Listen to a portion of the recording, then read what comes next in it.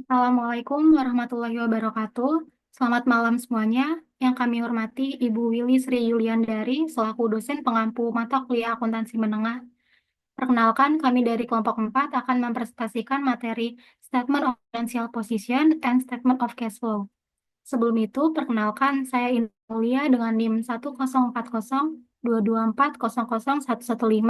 selaku moderator pada presentasi kali ini. Dan saya ditemani oleh rekan-rekan saya yaitu Saya Diva Perlia Murdana Hasibuan dengan NIM 1040224000103. Saya Jaja Anggara dengan NIM 104022400106. Saya Mutia Rahmi dengan NIM 104022400126. Sebelum kita masuk di dalam ke pembahasan materi, terlebih dahulu kita akan melihat tujuan pembelajaran dari presentasi kali ini. Dengan memahami learning objektif, kita dapat mengetahui apa aja yang akan dipelajari dan dikuasai setelah sesi ini selesai. Melalui belajar ini diharapkan kita semua dapat menjelaskan kegunaan, keterbatasan, dan isi dari Statement of Financial Position atau neraca. Yang kedua, menyusun Classified Statement of Financial Position, yaitu neraca yang telah diklasifikasikan berdasarkan jenis aset, liabilitas, dan ekuitas. Yang ketiga, memahami tujuan, isi, dan metode penyusunan Statement of Cash Flow atau laporan arus kas. Yang keempat, mendeskripsikan berbagai informasi tambahan yang terdapat dalam laporan keuangan untuk membantu analisis keuangan. Baik, tanpa berlama-lama, mari kita mulai presentasi kali ini. Next slide. Apa sih Statement of Financial Position itu? Statement of Financial Position atau lebih dikenal sebagai neraca merupakan laporan yang menggambarkan posisi keuangan perusahaan pada suatu titik waktu tertentu. Neraca terdapat 3 elemen utama, yaitu aset, liabilitas, dan ekuitas. Next.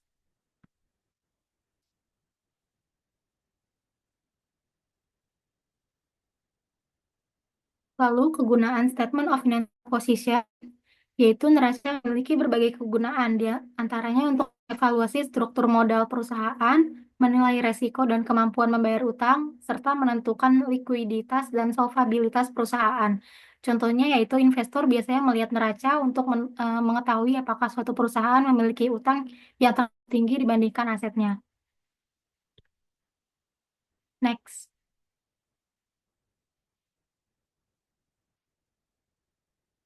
Baik, untuk materi selanjutnya akan dijelaskan oleh rekan saya. Baik, masuk ke keterbatasan Statement of Financial Position. Yang pertama ada sebagian besar aset dan liabilitas dicatat berdasarkan nilai historis. Jadi laporan posisi keuangan itu mencerminkan kondisi keuangan pada suatu titik waktu tertentu dan hanya mencakup data historis. Nah, ini berarti informasi yang disajikan tidak selalu mencerminkan keadaan terkini. Jadi informasi tersebut mungkin sudah tidak relevan ketika digunakan untuk pengambilan keputusan, terutama dalam lingkungan bisnis yang cepat berubah. Misalnya kondisi pasar atau situasi ekonomi dapat berubah dengan cepat sehingga data historis mungkin tidak mencerminkan keadaan yang sebenarnya. Kemudian lanjut, yang kedua ada eh, sebelumnya boleh. Yang kedua ada mengandung estimasi dan asumsi. Jadi ketidakpastian dalam estimasi dapat memengaruhi keputusan manajerial dan strategi bisnis. Jika manajemen mengandalkan estimasi yang tidak akurat untuk merencanakan investasi dan pengeluaran, hal ini dapat berakibat fatal bagi kesehatan finansial perusahaan di masa depan.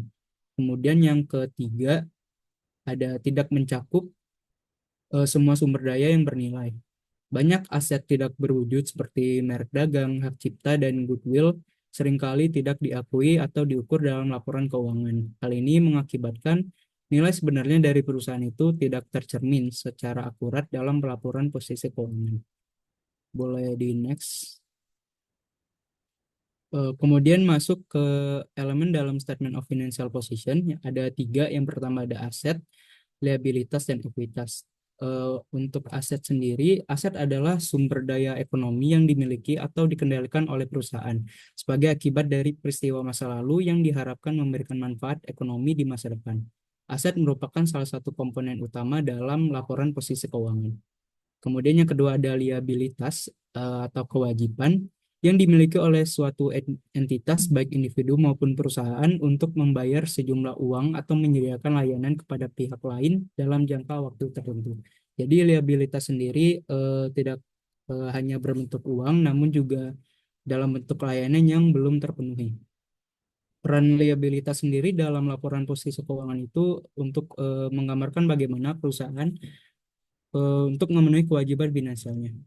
Kemudian yang ketiga itu ada ekuitas.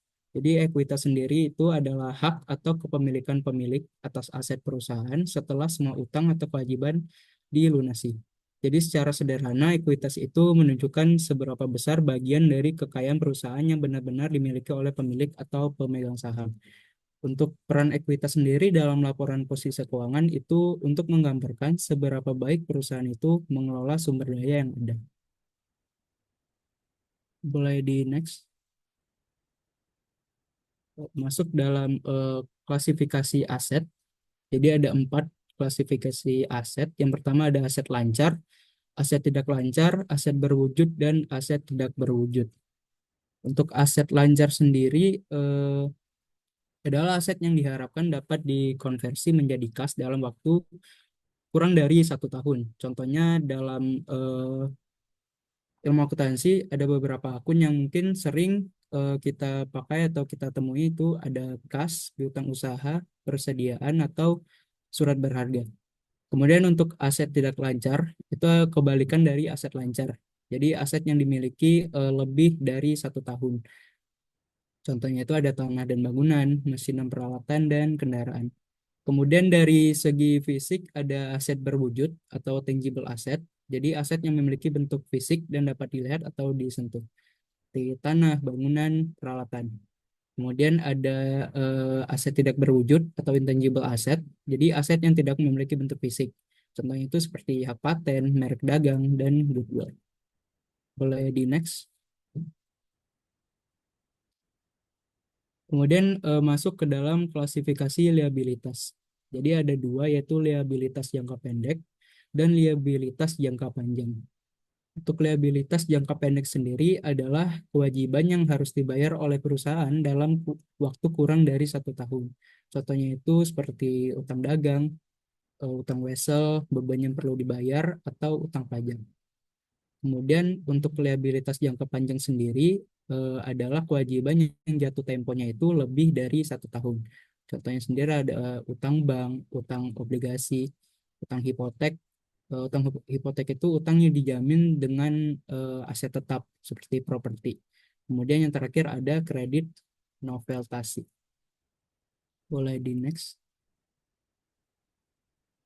Oke, untuk pembahasan berikutnya akan dilanjutkan oleh rekan saya. Baik, selanjutnya adalah klasifikasi ekuitas dalam neraca. Dalam klasifikasi ekuitas dalam neraca ada modal saham, sales premium, retained earnings, accumulated other comprehensive income, dan countering interest.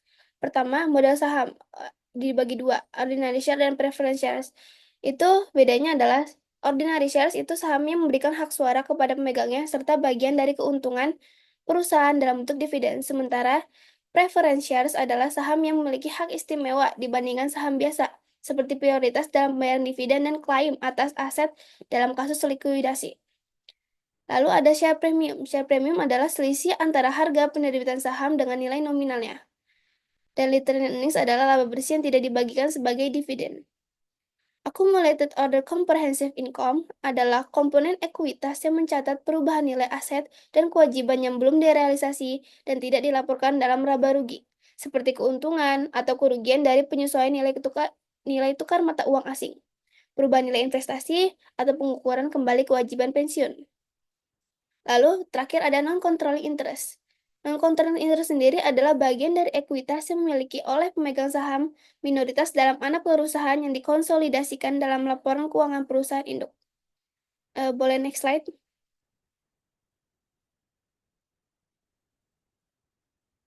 Lalu bentuk penyajian neraca ada 2. Satu, account form dan report form. Account form sendiri asetnya di sebelah kiri, sementara liabilitas dan ekuitasnya di sebelah kanan. Dan report form, aset di bagian atas, liabilitas dan ekuitasnya di bawahnya. Boleh next slide. Lalu ada pengertian statement of cash flow. Laporan arus kas atau bisa disebut statement of cash flow adalah laporan keuangan yang menunjukkan arus masuk dan keluar kas perusahaan dalam suatu periode tertentu. Tujuan laporan utama ini adalah satu, menyediakan informasi tentang penerimaan dan pengeluaran kas. Ia menjelaskan bagaimana kas diperoleh dan digunakan dalam aktivitas operasional, investasi, dan pendanaan. Yang kedua, menilai kemampuan perusahaan dalam menghasilkan kas dari operasi, yaitu membantu investor dan kreditor dalam menilai likuiditas perusahaan dan kemampuannya dalam memenuhi kewajiban jangka pendek serta mendanai pertumbuhan. Dan terakhir, yang ketiga adalah membantu dalam pengambilan keputusan investasi dan pendanaan. Investor dapat menilai apakah perusahaan memiliki arus kas positif yang stabil atau tidak. Boleh next slide. Terakhir adalah klasifikasi arus kas. Laporan arus kas dikategorikan menjadi tiga. Yang pertama, operating activities, investing activities, dan financing activities. Operating activities sendiri adalah arus kas dari aktivitas utama bisnis perusahaan yang mencerminkan kinerja keuangan inti. Contohnya, penerimaan kas dari pelanggan atas penjualan barang atau jasa.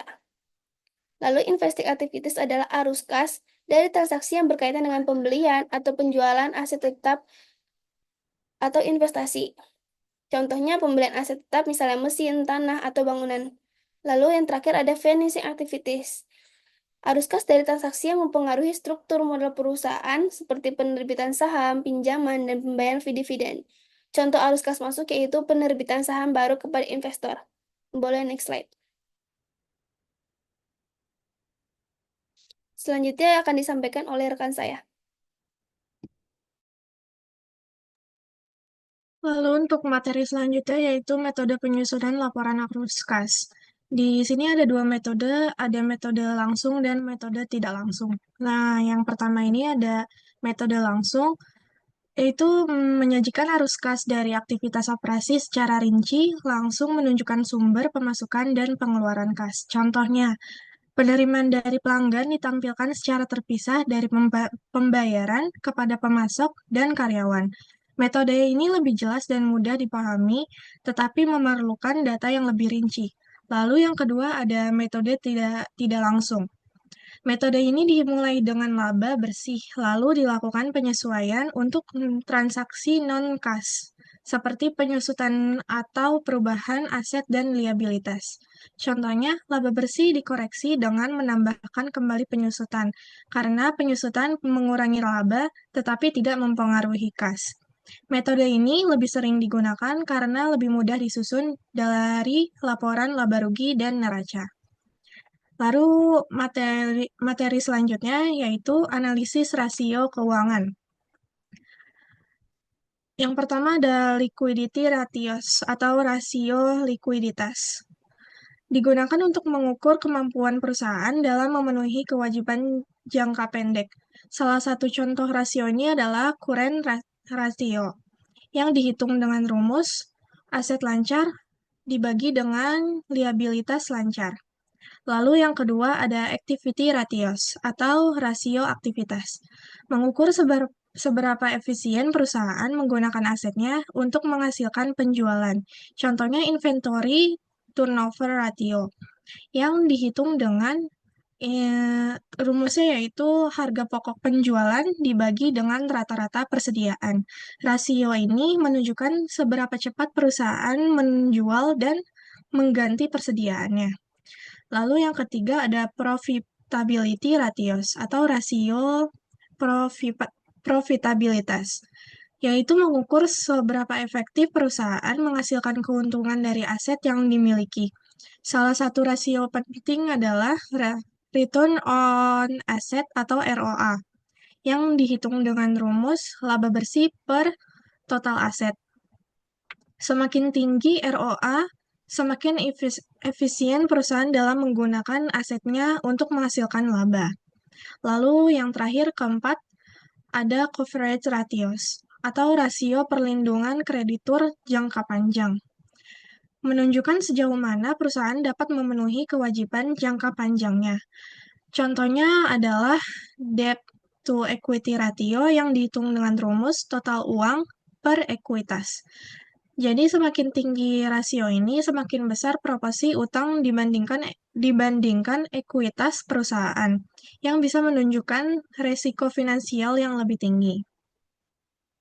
Lalu materi yang selanjutnya ada perbedaan IFRS dan US GAAP. Dalam akuntansi internasional ada dua standar utama yang digunakan adalah IFRS dan US GAAP. Nah, untuk perbedaannya itu, yang pertama ada format penyajiannya. IFRS lebih fleksibel dalam format laporan keuangan dibandingkan dengan US GAAP yang memiliki aturan yang lebih ketat dan detail. Lalu yang kedua, pengurutan aset di neraca. US GAAP menyusun aset berdasarkan likuiditas dengan kas ditempatkan pertama, sedangkan IFRS seringkali menyusun aset dalam urutan terbalik, dengan aset tidak lancar seperti properti dan peralatan ditampilkan terlebih dahulu. Lalu yang ketiga ada dalam penggunaan istilahnya. IFRS lebih sering menggunakan istilah reserve, atau cadangan, sedangkan US GAAP lebih jarang menggunakan istilah ini dalam laporan keuangannya. Kesimpulan yang dapat diambil dalam presentasi kami pada kali ini yaitu yang pertama, Statement of Financial Position menunjukkan posisi keuangan perusahaan pada suatu titik waktu tertentu. Lalu yang kedua, Statement of Cash Flow memberikan wawasan tentang arus kas perusahaan. Dan yang terakhir, pemahaman yang baik tentang kedua laporan ini sangat penting bagi investor dan kreditor manajemen dalam mengambil keputusan keuangan.